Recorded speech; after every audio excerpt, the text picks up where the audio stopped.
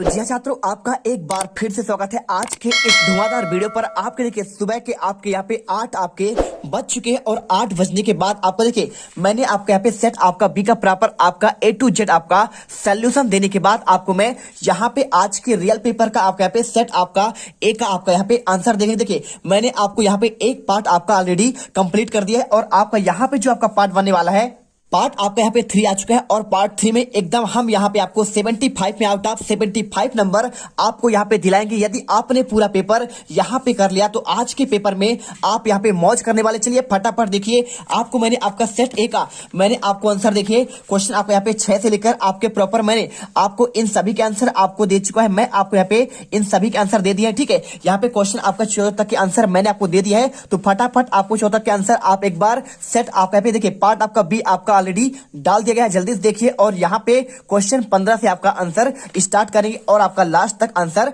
देखने वाले। चलिए स्टार्ट करते हैं। क्वेश्चन देखिए यहाँ पे आपको लिखा है 15वां, कैप्टन बार बार मूर्ति पर चश्मा क्यों लगा देते हैं। आपको आंसर यहाँ पे लिखना है। देखिए आपको सिंपल सा आंसर है, आपको यहाँ पे लिखना पड़ेगा आंसर। आपको कैप्टन का देखिए कैप्टन का नेताजी की मूर्ति पर बार बार चश्मा लगाना उसके दिल में आपको नेताजी के अन्य आपको स्वतंत्रता सेनानियों के प्रति आपका सम्मान की भावना को प्रकट करता है और उसका अपने देश के प्रति आपको प्रेम को दर्शाता है। आंसर करिए, वीडियो दिल से लाइक करिए। और इसके बाद क्वेश्चन, मूर्ति पर लगा सरकंडे का चश्मा क्या उम्मीद जगाता है। तो देखिए आपको आंसर लिखना है, बच्चों द्वारा नेताजी की मूर्ति पर सरकंडे का चश्मा लगाया जाना यह उम्मीद जगाता है कि हमारी भावी पीढ़ी में देशभक्ति की भावना, देश के शहीदों का आदर, नई पीढ़ी अपनी जिम्मेदारी का एहसास प्रबल है और इन देश के नवनिर्माण केवल आपको यहाँ पे नव युवा आपका बल्कि बच्चा बच्चा भी अपना योगदान देने में तत्पर है। और इसके बाद क्वेश्चन 16, माधुर गुण की परिभाषा आपको उदाहरण सहित आपको बताना है। तो देखिए जिन गुण विशेष में आपको यहाँ पे कारण सहृदय का चित्त आनंद से द्रवित हो जाता है, उसमें कठोरता अथवा विरक्ति पैदा न हो, उसे माधुर गुण कहते हैं। और यह गुण प्रायः आपको यहाँ पे श्रृंगार, करुण और शांत रसों में होता है।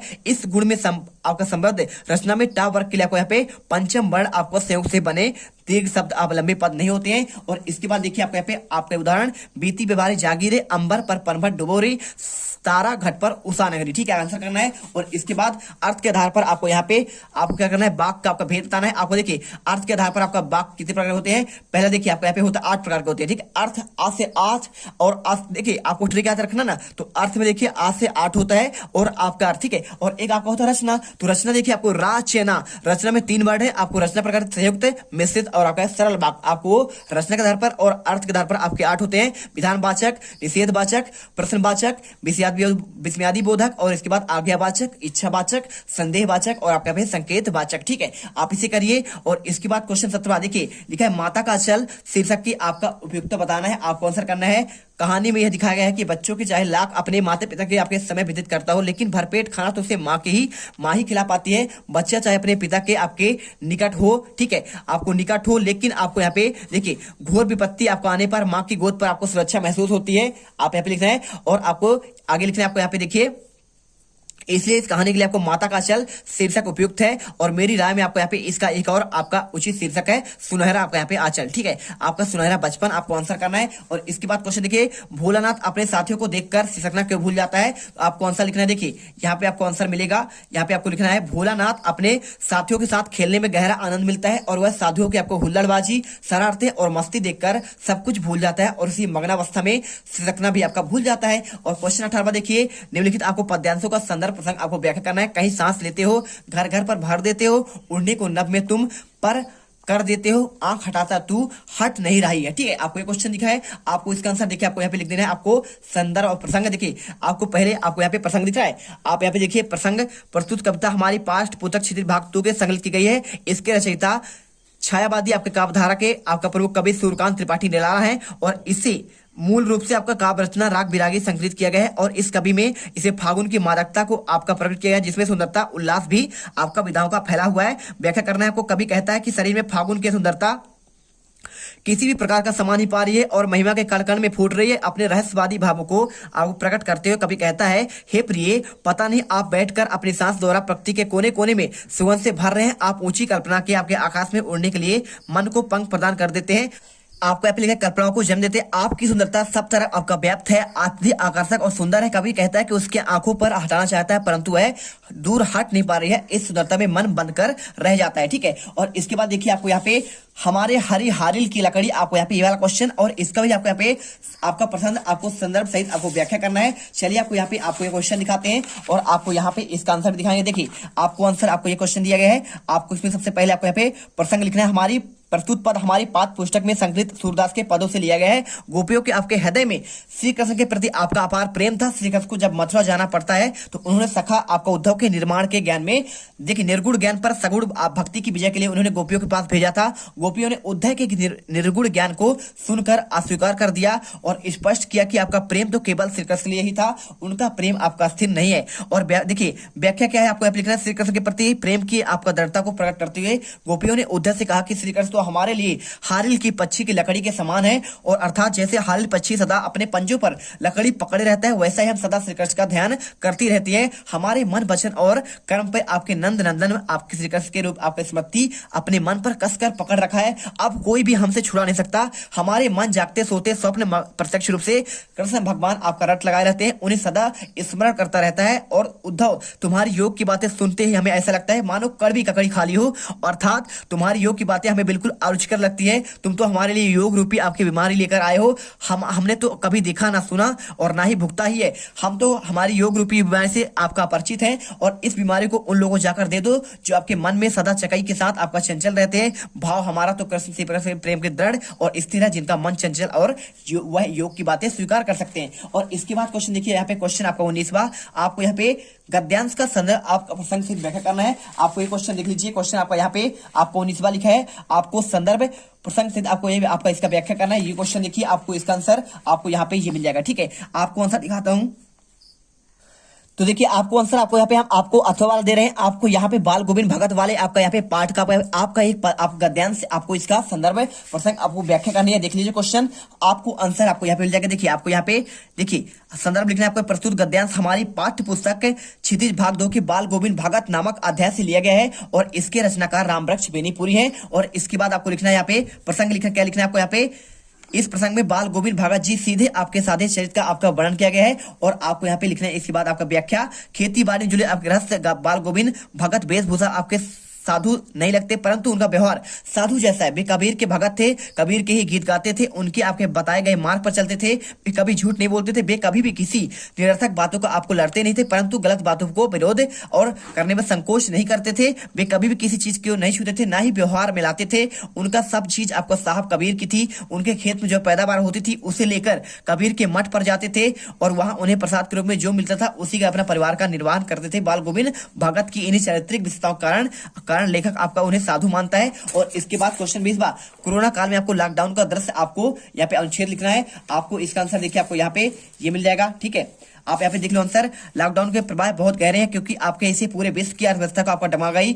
हम काम पर जाते हैं तभी देश आगे बढ़ता है, लेकिन जब देश के सारी फैक्ट्री बंद हो जाएंगे, सब काम घर पर बैठ जाएंगे तो विकास भी रुक जाएगा। इससे अर्थव्यवस्था में आपका भारी क्षति पहुंचती है। आपको यहाँ पे आपको ये वाला पॉइंट लिखना है। और इसके बाद देखिए आपको यहाँ पे ये आपको इतना लिख दीजिए, आंसर मिल जाएगा। और इसके बाद अथवा का, राम के आपके धनुष तोड़े जाने पर परशुराम क्रोधित होते हैं, लक्ष्मण भी उनसे बातचीत करते हैं। परशुराम और लक्ष्मण के बीच हुई आपका बातचीत का संवाद आपको लिखना है। इसका आंसर आपको ये मिल जाएगा। ठीक है, यहाँ पे देख लीजिए आंसर, यहाँ से आपको स्टार्ट करना है और आपको यहाँ तक आंसर आपको लिख देना है, बस आपको पूरा आंसर आपको यहाँ पे मिल जाएंगे। और इसके बाद देखिए क्वेश्चन आपको यहाँ पे 21वां क्वेश्चन आपको यहाँ पे अपठित गद्यांश दिया गया है। आप यहाँ पे देख लीजिए, तो यहाँ पे आप देखेंगे तो आपको यहाँ पे क्वेश्चन आपको देखिए आपको यहाँ पे 19 हो गया, 19 होने के बाद आपका यहाँ पे 20 हो गया, और 20 के बाद आपका क्वेश्चन आता है 21वां। इसमें आपको यहाँ पे गद्यांश पढ़कर उत्तर देना है। देखिए आपको यहाँ पे गद्यांश का उचित शीर्षक क्या होगा, तो देखिए आपको यहाँ पे जो आपका दिया गया है यहाँ पे आपको सिंपल सा आपका आंसर होगा।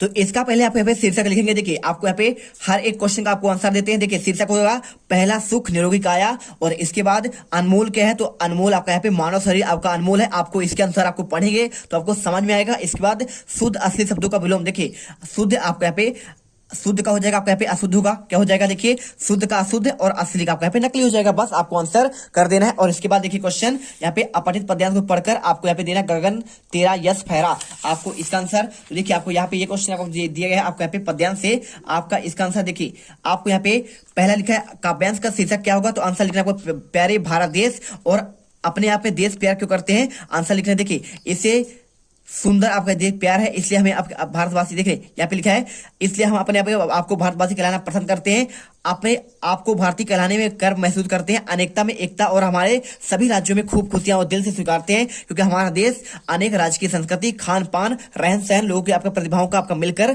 आपको खूबसूरत बनाता है। और इसके बाद काव्यांश का आपको यहाँ पे भावार्थ लिखना है। भावार्थ आप यहाँ पे आप जो है इसी को जो है आपको यहाँ पे पढ़कर आप पढ़िए और आपको यहाँ पे इसी रूप में आपको लिख दीजिए, आंसर मिल जाएगा। क्वेश्चन आपके बाद देखिए 22वां, विद्यालय के बुक बैंक से पुस्तकें प्राप्त करने हेतु आपको विद्यालय के प्रचार को आपको एक आवेदन पत्र लिखना है। आपको इसका आंसर देखिए आपको यहाँ पे लिखना है सेवा में श्रीमान प्रचार महोदय, शासकीय उच्चतर माध्यमिक विद्यालय रायपुर छत्तीसगढ़, विषय बुक बैंक से पुस्तक प्रदान करने हेतु आवेदन पत्र। महोदय सब्रे नम्र निवेदन है कि आपके विद्यालय कक्षा 12वीं का छात्र हूं, मैं अत्यंत निर्धन परिवार से हूं, मेरे पिताजी के मासिक आय बहुत कम है और जिनकी वजह से पुस्तक खरीदने में असमर्थ हूं। श्रीमान जी से निवेदन है कि आपको यहाँ पे बुक बैंक से पुस्तक प्रदान करने की मान कृपा करें। बुक बैंक में बनाए रखने सभी नियमों का पालन करूंगा और इसके लिए सदा आभारी रहूंगा। आपको यहाँ पे प्रार्थी नाम, कक्षा, रोल नंबर और आपको दिनांक लिख देना है। और इसके बाद देखिए क्वेश्चन आपका 8वां, सचिव माध्यमिक शिक्षा भोपाल को कक्षा 10वीं की अंक सूची की द्वितीय प्रति मंगवाने, जब आपको यहाँ पे मान लीजिए अंक सूची आपका खो गया है, ठीक है, तो आप क्या करेंगे, द्वितीय आपका अंक सूची मंगाना है आपको भोपाल से। कैसे मंगाएंगे, आपको प्रति आपका सचिव माध्यमिक शिक्षा मंडल भोपाल, और इसके बाद लिखिए विषय अंक सूची की द्वितीय प्रति भेजने के संदर्भ में महोदय सबने निवेदन है कि 2011 में हाई स्कूल की परीक्षा उत्तीर्ण की थी, जो कि इसका प्रमाण पत्र आपका सूचना खो गई है, अतः मुझे द्वितीय प्रति अंक सूची भेजने का कष्ट करें और इसके लिए निर्धारित आपका शुल्क 20 का आपका बैंक ड्राफ्ट नंबर 37,701 आपके नाम भेज रहा हूं। मुझे जानकारी संबंधित आपका निम्न राजीव अग्रवाल, पिता का नाम सौरभ अग्रवाल, परीक्षा हाई स्कूल, परीक्षा का केंद्र और अनुक्रमांक निमित्त आपका स्वाध्याय हो, आप लिखना है, पूरा पता लिखना है और इसके बाद आपको संलग्न बैंक ड्राफ्ट लिखिए और आप यहाँ पे सौरभ अग्रवाल लिख दीजिए। लास्ट में आपको यहाँ पे क्वेश्चन आया है आपका एक पर आपको यहाँ पे रूपरेखा बनाना है, आपको यहाँ पे निबंध लिखना है, ठीक है। तो स्वच्छ भारत अभियान आपको यहाँ पे दिए गए हैं, आपको देखिए आपको इन पॉइंट के आधार पर आपको यहाँ पे आंसर करना है। आपको आंसर देखिए मैं आपको यहाँ पे जो है ना इनका आंसर आपको यहाँ पे दिखाता हूँ।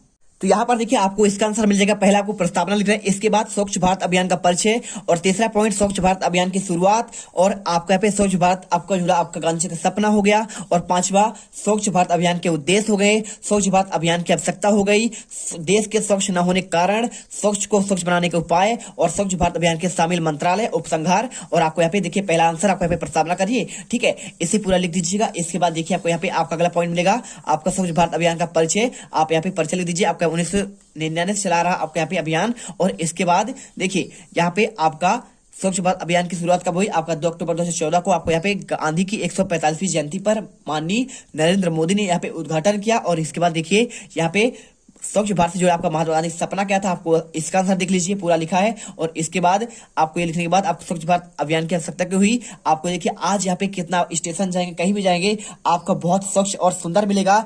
आपका मध्य प्रदेश में इंदौर और आपका भोपाल टॉप 2 आपके सिटी क्लीनेस्ट सिटी यानी आपके स्वच्छ शहर कहलाते हैं, आप जानते ही हैं। और इसके बाद उपसंहार आप यहाँ पे लिख दीजिए, बहुत ही अच्छा आपका पे आंसर आपको दे दिए गए। आपको टोटल आपके 75 में 75 नंबर आपको मिल जाएंगे। यदि आपने यहाँ पे आपने दोनों पेपर कर लिया है तो आज आप करके आइएगा, फिर आप यहाँ पे देखिएगा सेट आपका ए और बी कर आपने कर लिया तो एक भी क्वेश्चन आप यहाँ पे बाहर नहीं जाएंगे, मैं इसकी गारंटी लेता हूं। क्योंकि देखिए रियल पेपर हमारे पास आता है लेकिन हम क्वेश्चन आपको एक्सचेंज करके देते हैं जिससे आपके यहाँ पे पेपर आपके लीक ओरिजिनली ना हो और आपका यहाँ पे क्या हो, यहाँ पे आपका पेपर रद्द ना हो पाए, ठीक है। तो मिलते हैं, जय हिंद जय भारत। अब अगर तुम लोगों को ये वीडियो पसंद आई तो यार लाइक एम करते हैं 2,60,000 लाइक्स के लिए। कंप्लीट तो वैसे ही नहीं होने लेकिन बोलने में क्या जा रहा है ना। और अगर तुम लोग नए हो तो सब्सक्राइब करो, वो जो लाल वाला बटन है।